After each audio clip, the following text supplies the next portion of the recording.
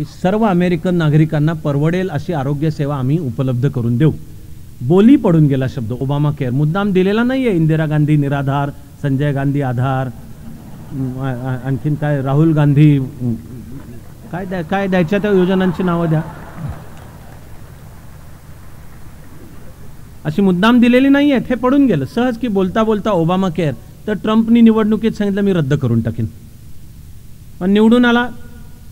लोकशाहीची एक पद्धत म्हणून व्हाईट हाऊसमध्ये राष्ट्राध्यक्षाची भेट व्हायला पाहिजे ती शालीनतेने झाली एकमेकांची.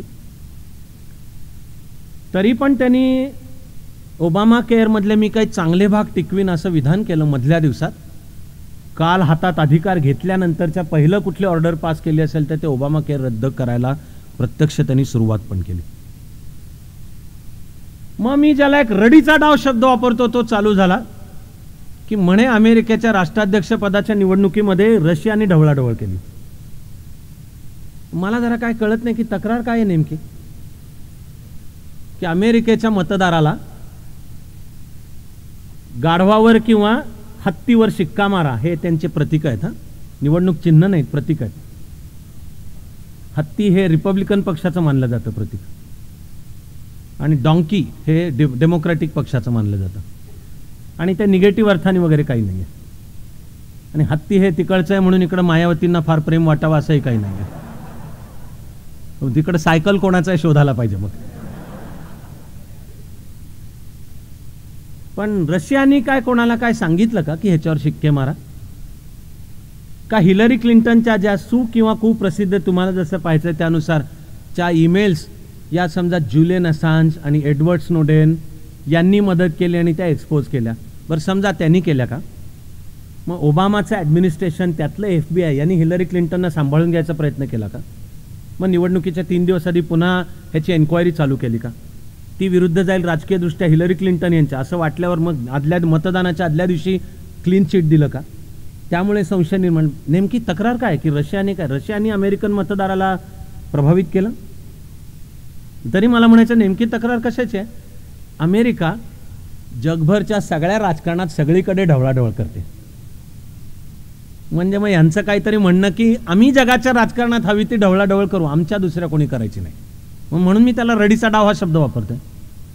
तर यांना जगावर प्रभुत्व ठेवताना आमच्या राजकारणाला अनुकूल कोण आहे त्याला कशा तऱ्हेने प्रत्यक्ष अप्रत्यक्ष खरा खोटा लांड्या लबाड्या करून जुगाड करून कसं करायचं ह्याच्यामध्ये हे तज्ञ आहे. त्यांचा हात नाही कोणी धरणार. दुसऱ्या महायुद्धानंतर इराणमध्ये लोकशाही घटनात्मक राज्य स्थापन झालं आणि निवडणुका झाल्या 1952 साली.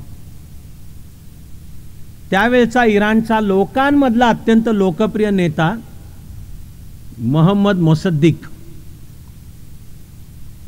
ह्यांनी निवडणुकीमध्ये लोकांना वचन दिलं की निवडून आलो तर तेलाचा व्यवसाय जो ब्रिटन आणि अमेरिकेच्या ताब्यात आहे. इराणचं तेल पण त्याचा व्यवसाय हातात होता ब्रिटन आणि अमेरिकेच्या कंपन्यांच्या हातात. मोहम्मद मुसद्दिकने निवडणुकीत शब्द दिला की लोकांनी जर मला बहुमत दिलं सरकार बनलं या राष्ट्रीयकरण करीन यांचं. खतम. अमेरिकन कंपन्या ब्रिटिश आणि अमेरिकन कंपन्यांची मालकी खतम. इराणी जनतेने त्याला निवडून दिला. त्यांनी पण शब्द खरा केला. त्यांनी इराणचा तेल व्यवसायाचं राष्ट्रीयकरण केलं. मोहम्मद मुसद्दिकची हत्या झाली पुढे आणि आजच्या तारखेला हे सिद्ध झालेलं आहे की हत्येमागे CIA होतं. की हा अमेरिकेच्या जागतिक हितसंबंधांना बाधा आणणारं करतो का तर बाकी कुठला उपाय पुरला नाही, उडवूनच टाकू याला. दक्षिण अमेरिका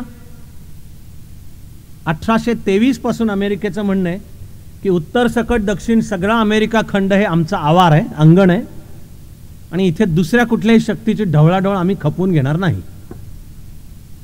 अमेरिकेच्या जागतिक धोरणाच्या या भागाला नाव मनरो डॉक्ट्रिन असं आहे आणि तो त्यावेळचा राष्ट्राध्यक्ष मनरो त्यांनी 1823 मध्ये जाहीर केलं. ती त्यावेळच्या युरोपला दिलेला इशारा होता की तिकडे तुमचं युरोपचं तिकडे काय राजकारण तुम्हाला युरोपच्या भूमीवर करायचं ते करा. 1823चं जग पाहिलं तर दिसेल की जगावर प्रभुत्व युरोपचं आहे. ते काय करायचं ते करा. प्रेसिडेंट मनरोने जाहीर केलं की उत्तर आणि दक्षिण अमेरिका हे आमचं अंगण आहे, बॅकयार्ड आणि युरोपच्या कुठल्याही शक्तीची तिकडे ढवळाढवळ अमेरिका सोडता दुसऱ्या कुठल्याही शक्तीची तिकडे ढवळाढवळ खपवून घेतली जाणार नाही. आजही अमेरिकेच्या जागतिक धोरणाचं अजूनही हे सूत्र आहे. त्यामुळे उत्तर किंवा दक्षिण अमेरिकेमध्ये जर अमेरिका विरोधी कुठे राजसत्ता असेल, त्यांची धोरणं असली, ते अमेरिकेला खपत नाही. म्हणून क्युबामध्ये फिडेल कॅस्ट्रो खपत नाही, व्हेनेझुएलामध्ये ह्युगो चॅव्हेज खपत नाही, कोलंबियामध्ये आधी अमेरिका विरोधी राजवट होती तोवर ती खपत नव्हती, आणि ब्राझीलमध्ये आधीचे राष्ट्राध्यक्ष लुल्ला डिसिल्वा असेपर्यंत, कारण ते डावे आणि अमेरिका विरोधी धोरणांचे म्हणून खपत नव्हते. आणि मग भले बुरे आवश्यक ते निकाराग्वा, पनामा, जे जुगाड करून पण ती अमेरिकेच्या बाजूची तिथे राजकीय सत्ता आणि त्यांची धोरणं अमेरिकेला अनुकूल पाहिजेत. तर चिले देश, चिले, त्याचा समाजवादी विचाराचा पण लोकशाही मार्गाने निवडून आलेला अध्यक्ष सॅल्व्हॅडोर ॲलेंडे याची त्याच्या लष्कर प्रमुखांनीच हत्या केली. त्याचं नाव जनरल पिनोशे. त्या जनरल पिनोशेला पाठिंबा अमेरिकेचा होता, CIA चा होता. सॅल्व्हॅडोर ॲलेंडेची हत्या करून पिनोशेनी सत्ता लोकशाही पण गुंडाळून ठेवली, लष्कराची हुकुमशाही आणि स्वीकारलेली सगळी आर्थिक धोरणं भांडवलशाही, ती सुद्धा टोकाची उजवी, जिचं नाव आहे शिकागो स्कूल, किंवा तिला दुसरं नाव वॉशिंग्टन कन्सेन्सस असं पण आहे. तिचा आर्थिक नेता, आर्थिक विचारवंत मिल्टन फ्रीडमन, त्याचं इकॉनॉमिक्स, ते म्हणजे मुक्त व्यापाराचं सूत्र, आणि अर्थव्यवस्थेवर सरकारचं यत्किंचितही नियंत्रण नाही. तिला कोणी शॉक डॉक्ट्रिन असं पण नाव दिलंय, की अर्थव्यवस्था लाईनीवर आणायला तिला काहीतरी मोठा धक्का द्या आणि सगळी कोलमडल्यासारखी वाटली पाहिजे, तर त्या हादरण्यातनं अर्थव्यवस्थेच्या नव्या सूत्रांची निर्मिती करता येईल. अमेरिकेने जगभर केलं हे धोरण. मग ट्रम्पच्या विजयामागे रशियाची ढवळाढवळ आहे असेल तर नेमकी तक्रार काय, की फक्त तुम्ही करायची ढवळाढवळ जगभर आणि तुमच्या राजकारणात नाही होय? एक सत्य हे आहे की अमेरिकेचा जो कोणी राष्ट्राध्यक्ष होतो तो, त्याचं व्यक्तिमत्व, त्याचे विचार, त्याचा पक्ष, त्याची धोरणं, याचा जगावर प्रभाव पडणार आहे. हो, तो देश आपापली काळजी घेणारच आहे. त्यामुळे अमेरिकेच्या राजकारणाचा जर सूर पाहिला तर आपल्याला असं दिसेल की एखाद्या राष्ट्राध्यक्षाची 8 वर्ष झाली तर सर्वसाधारणपणे तख्ता पलटतो, असा 240 वर्षाचा इतिहासाचा सूर आहे अमेरिकेचा. फार फार फार कमी वेळा हे घडलंय की त्यांच्या घटनात्मक तरतुदीनुसार जे 2दा सलग राष्ट्राध्यक्ष झाला तर त्याला होता येत नाही, म्हणून त्याच्या पक्षाचा दुसरा, पण लोकांनी पुन्हा त्याला मतदान दिलं. हे लोक जनमताचे जे लंबक हालत असतो, आणि 8 वर्ष एखादा पक्ष आणि त्याचा नेता राष्ट्राध्यक्ष पदावर आहे म्हणल्यावर लोकांना चेंज हवा असतो. तो अँटी इन्कम्बन्सी फॅक्टर आहे. तर अमेरिकेचा जर इतिहास पाहिला तर दिसेल की जर एखाद्या राष्ट्राध्यक्षाची 8 वर्षाची कारकीर्द झाली तर त्याच्यानंतर होणाऱ्या निवडणुकीमध्ये त्याच्या पक्षाच्या उमेदवाराचा पराभव झालेला आहे. फार कमी वेळा हे दिसेल. दुसऱ्या महायुद्धानंतर जर मोजायचं झालं तर एक दुसऱ्या महायुद्धाच्या काळातच फ्रँकलिन डी रूझवेल्टचा मृत्यू झाला, म्हणून त्याचा उपराष्ट्रपती राष्ट्राध्यक्ष बनला आणि तो पुढच्या निवडणुकीमध्ये जिंकला सुद्धा. ते दुसऱ्या महायुद्धाचा कॉन्टेक्स्ट संदर्भ जर सोडला तर तिथपासून आजपर्यंत मध्ये फक्त एक अपवाद आहे. तो म्हणजे 1980 त्याचा शपथविधी 81च्या जानेवारीमध्ये, ते असं जानेवारी 89, अशी 8 वर्ष रोनाल्ड रेगन रिपब्लिकन पक्षाचा राष्ट्राध्यक्ष होता. रेगनच्या 2 कारकिर्दी संपल्या म्हणून आता रेगन राष्ट्राध्यक्ष होऊ शकत नाही. त्याचा उपराष्ट्रपती, की जो आधी CIAचा पण प्रमुख होता, की जो जॉर्ज W बुशचे वडील म्हणजे जॉर्ज H बुश, हे त्याच्या नंतरच्या कारकिर्दीला लगेच निवडून आले, पण त्यांना 2 कारकिर्दी मिळाल्या नाहीत. एकच मिळाली. त्यांचा 92 साली बिल क्लिंटननी पराभव केला.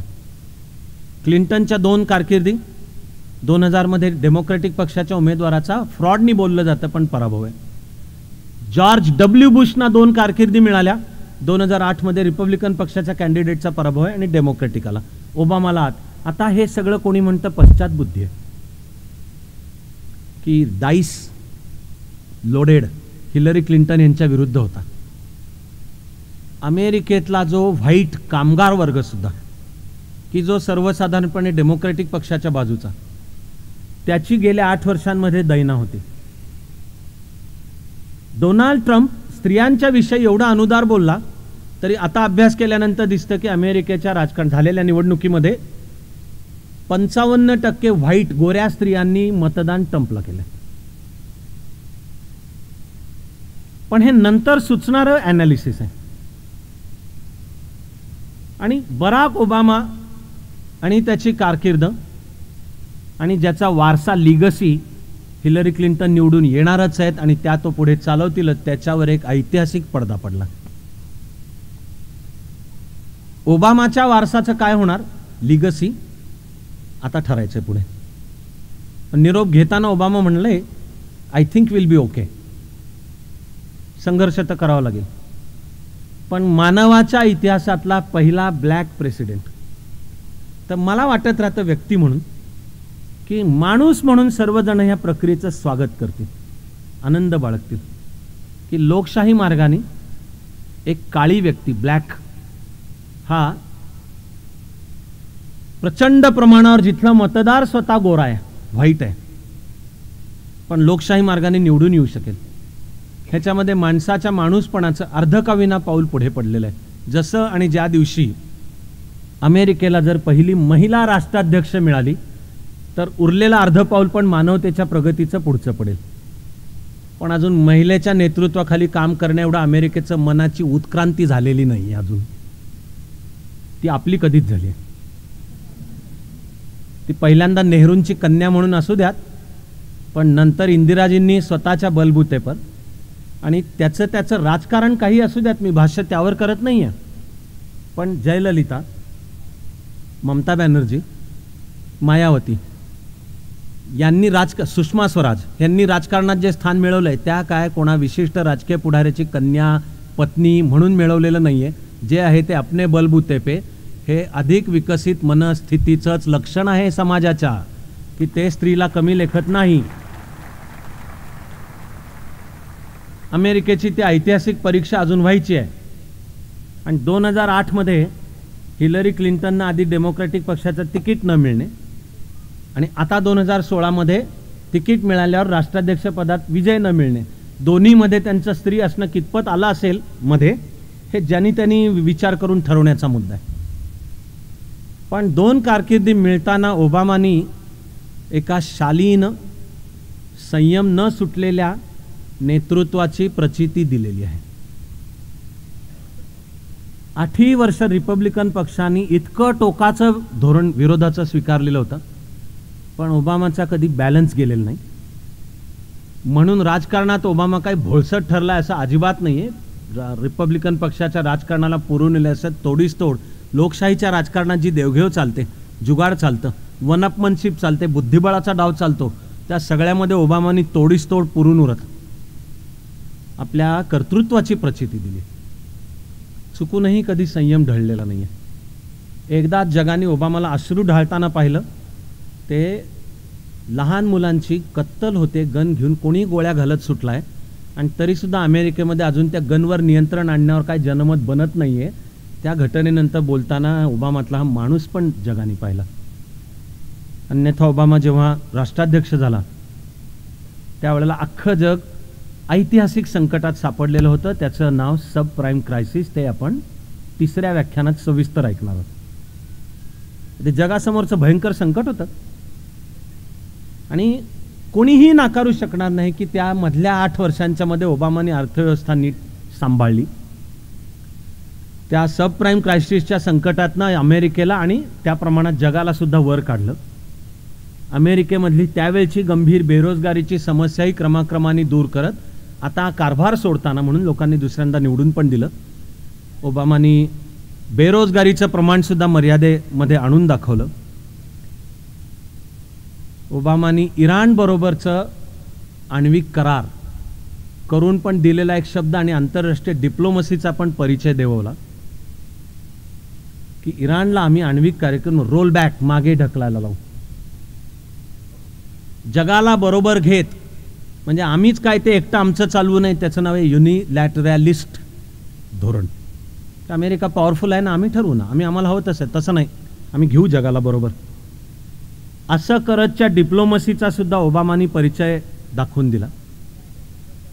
आणि यानंतर आता ओबामा बाहेर पडताना डोनाल्ड ट्रम्पची धोरणं आश्चर्यसुद्धा वाटावं इतकी पूर्णपणे ओबामाच्या विरुद्ध आहेत.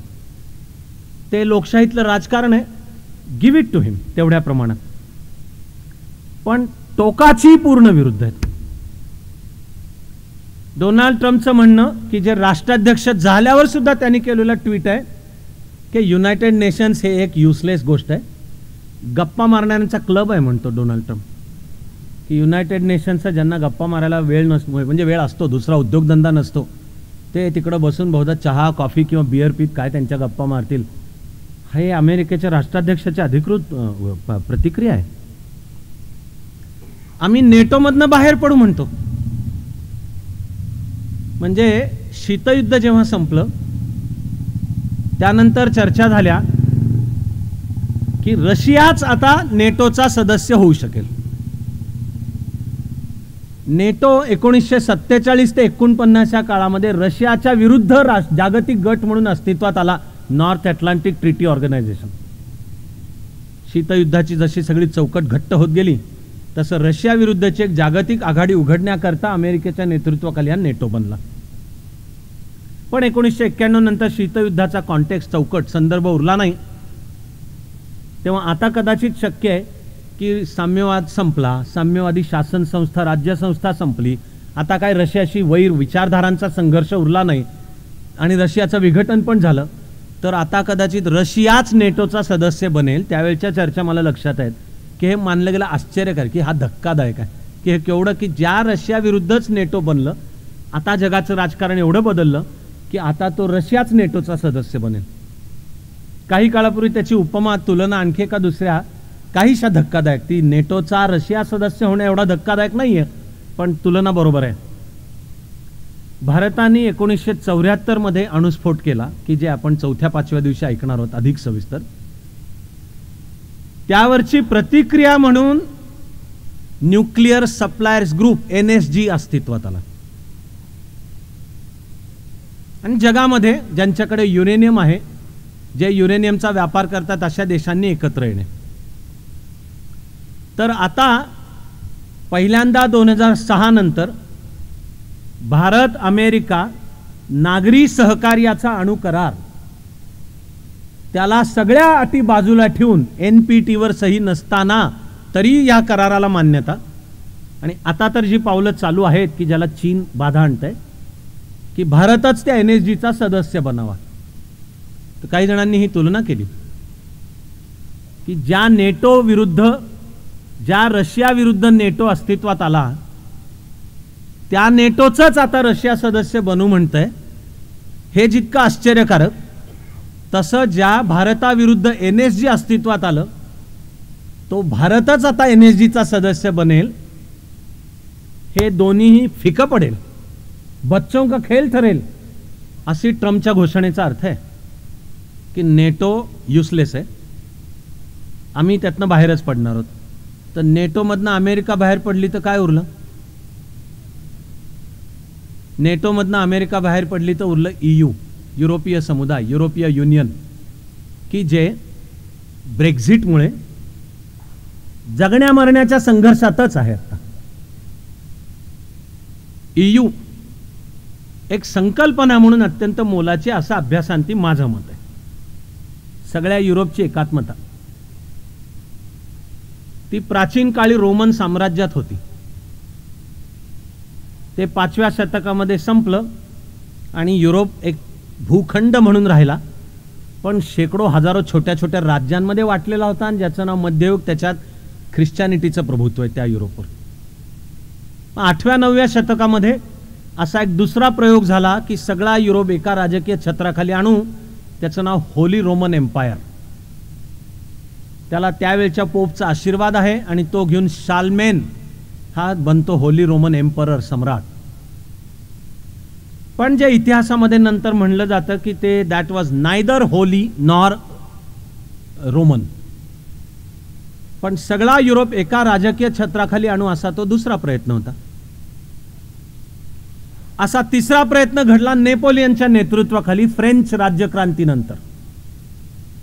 आणि फ्रेंच राज्यक्रांतीमधली गणतंत्राची घेतलेली क्रांतिकारक मनामध्ये सूत्र आणि स्वातंत्र्य, समता, बंधुता हे घेऊन पेटलेले फ्रेंच सैनिक सुद्धा की आपल्याला जगाला ही देणगी द्यायची आहे, म्हणून नेपोलियनच्या नेतृत्वाखाली युरोपवर प्रभुत्व स्थापन करणे आणि सगळा युरोप एका राजकीय छत्राखाली, एका आर्थिक व्यवस्थेमध्ये, एका घटनात्मक सूत्रांच्या खाली आणण्याचा प्रयोग, तो वॉटरलूचं युद्ध जुलै 1815 तिथे संपलं. आणि यापूर्वीचा सगळ्या युरोपला एकत्र आणण्याचा शेवटचा प्रयत्न हिटलरच्या नेतृत्वाखालचा आहे. त्याला आता सगळं जगच त्याला वाटणाऱ्या तथाकथित आर्य नावाच्या एका अत्यंत हिंसक तत्वज्ञान, वंशवादी तत्वज्ञान, अत्याचारी तत्वज्ञान, हुकुमशाहीचं समर्थन करणारं, कत्तली घडवणारं नुसतं समर्थन करणार नव्हे, ह्याच्या खाली त्याला आणायचं होतं. म्हणजे प्रश्न नुसत्या युरोपचा नाहीये. तो हिटलरचा प्रयोग 1945 मध्ये अंतिमतः फसला. तर दुसऱ्या महायुद्धाच्या काळातच त्यावेळेचा ब्रिटनचा पंतप्रधान विन्स्टन चर्चिल म्हणालेला आहे, त्यांनीच वापरला शब्द युनायटेड स्टेट्स ऑफ युरोप, की असा युनायटेड स्टेट्स ऑफ युरोप बनला पाहिजे. दुसरं महायुद्ध संपलं तेव्हा युरोप उद्ध्वस्त झाल्यात जमा होता. त्याच्याकडे नवं पुन्हा उभं राहायला स्वतःचं बळ नव्हतं. सोव्हिएट रशियाही स्वतः उद्ध्वस्त होता, पण आता शीतयुद्धाचा आकार जसा येत गेला तसा युरोपच्या पुनर्बांधणीसाठी सोव्हिएट रशियाने मदत देऊ केली. ती अमेरिकेचा सेक्रेटरी ऑफ स्टेट जॉन मार्शलच्या लक्षात आलं की असं जर घडलं तर लवकरच युरोप पण साम्यवादी बनेल, म्हणून अमेरिकेने मदत केली पाहिजे. तिचं नाव मार्शल प्लॅन, शास्त्रशुद्ध नाव ERP, European recovery program, ERP. आणि म्हणून युरोप अमेरिकेच्या गटातून मुख्यतः पश्चिम युरोप, मग नेटोची स्थापना आहे. अशा वेळी दुसऱ्या महायुद्धानंतरचा फ्रान्सचा नेता चार्ल्स द गॉल प्रेसिडेंट, आणि दुसऱ्या महायुद्धानंतर विभाजित फाळणी झालेला जर्मनी म्हणजे पश्चिम जर्मनी, तिचं घटनात्मक नाव FRG, federal Republic of Germany, तिचा दुसऱ्या महायुद्धानंतरचा नेता चान्सलर कॉन्रॅड ॲडेनॉर. या दोघांनी एकत्र येऊन विचार मांडला, आपण युरोप एकत्र आणू, कारण एकटे आपण उभे नाही राहू शकत. विशेषतः हे जे दोन गेंड्यांची टक्कर आहे आता शीतयुद्ध, म्हणजे अमेरिकेच्या रूपाने एक महा प्रचंड सत्ता आणि दुसऱ्या टोकाला आणि ती शेजारीच युरोपला सोव्हिएट रशियाच्या रूपाने, ह्याच्यात एवढी राष्ट्र, त्यांची एवढी लोकसंख्या, दुसऱ्या महायुद्धात मोडकळीला आलेली अर्थव्यवस्था, तर आपण टिकू शकत नाही जरा आपण सगळे एकत्र येऊ. त्या एकत्र येण्याला त्यांच्या समोर एक उपलब्ध पॅराडाईम, एक पर्याय होता ज्याचं नाव आहे बेनेलक्स, म्हणजे बेल्जियम, नेदरलंड, लक्झेंबर्ग, असे 3 छोटे देश. ते एवढे टिचभर आहेत, एवढेशे, म्हणजे कारनी निघालो तरी 1 तासाच्या अंतरात संपतातच ते देश. म्हणजे मांजरीहून निघालं तर लोणावळ्याला पोचेपर्यंत संपला होय देश, तरी हे फार झालं अंतर असं सांगतो मी.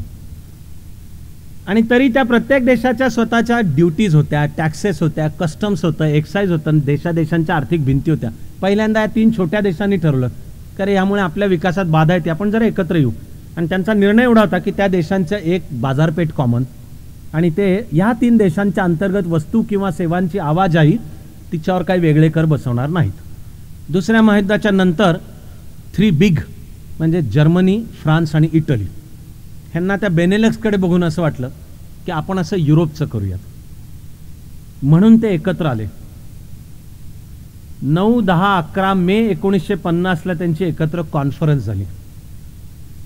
आणि त्यावेळच्या फ्रान्सचा अर्थमंत्री रॉबर्ट शुमान यांनी त्या परिषदेचं की नोट बोलताना सांगितलं, क्रमाक्रमाने एकत्र युरोप आणूया, तो एका राजकीय व्यवस्थेखाली, एका घटनात्मक व्यवस्थेखाली, एका आर्थिक व्यवस्थेखाली.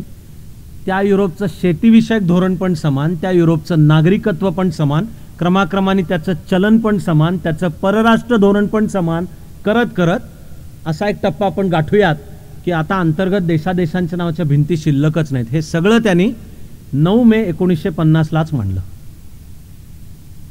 त्याच्या त्या कीनोट ॲड्रेसमध्ये पुढचे टप्पे मांडलेले आहेत की प्रथम आपण सगळे आर्थिक कारणासाठी एकत्र येऊ, ते एकत्र येणं क्रमाक्रमाने वाढवत नेऊ.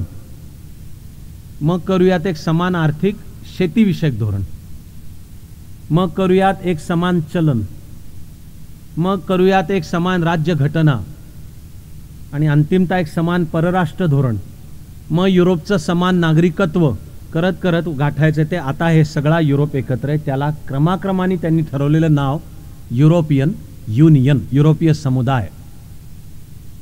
1950 मध्ये पहिल्यांदा स्थापन झाली कोल अँड स्टील युनियन.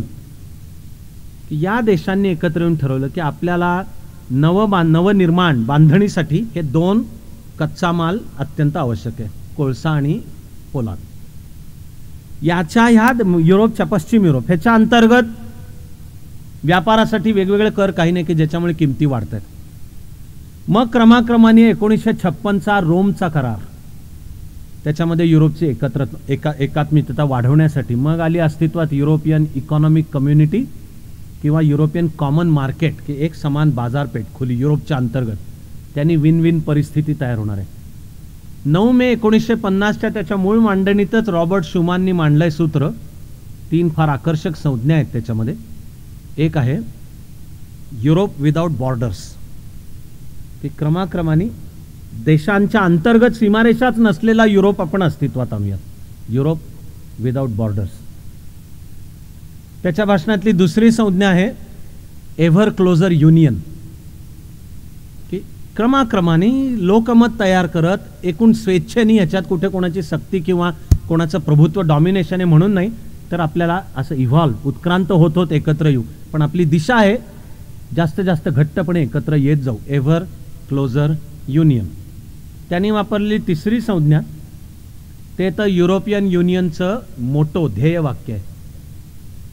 ते आपल्या सर्व भारतीयांच्या अंतःकरणातलं वाक्य, कारण हजारो वर्ष ह्या देशाला मुळात ते कळल्यासारखे आपण जगतो. कारण रॉबर्ट शुमानच्या 9 मे 1950च्या त्या की नोट ॲड्रेसमधलं वाक्य आहे युनिटी इन डायव्हर्सिटी. की हे युरोप काय करायचं आपल्याला, तर विविधतेचं स्वागत करायचं आहे, पण त्या विविधतेतले आपल्याला जोडणारे धागे ओळखायचे आहेत.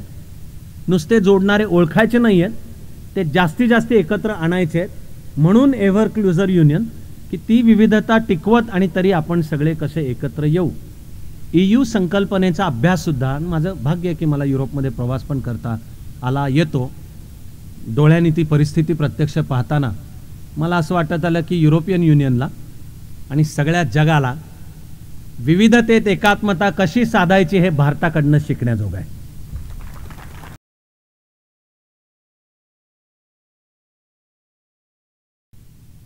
आणि या नंतरच्या 60 वर्षांच्या मध्ये 1950 नंतरच्या युरोपनी ठरल्याप्रमाणे क्रमाक्रमाने वाटचाल करत गेली. त्या युरोपीय एकात्मतेच्या कल्पनेला ब्रिटन आधी फारसा अनुकूल नव्हता. आणि मार्गारेट थॅचर यांच्या नेतृत्वाखाली जेव्हा अनुकूल झाला आणि ठरलं आता आम्हाला सदस्यत्व हवंय, त्यावेळेला युरोपच्या कॉन्टिनेंटल राजकारणाचा भाग म्हणून फ्रान्स आणि त्यावेळच्या जर्मनी म्हणजे पश्चिम जर्मनीने ब्रिटनच्या सदस्यत्वाला विरोध केला.